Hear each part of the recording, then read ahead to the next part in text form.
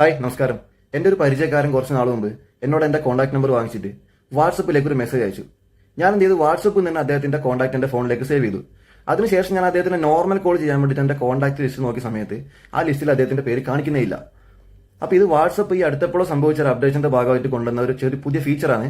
അത് നല്ലൊരു കാര്യത്തിന് വേണ്ടി കൊണ്ടുവന്നതാണ്. പക്ഷേ ഇത് കുറേ ആൾക്കാർക്ക് ഇങ്ങനെയുള്ള ബുദ്ധിമുട്ടും കൺഫ്യൂഷൻ ഉണ്ടാക്കുന്നുണ്ട്.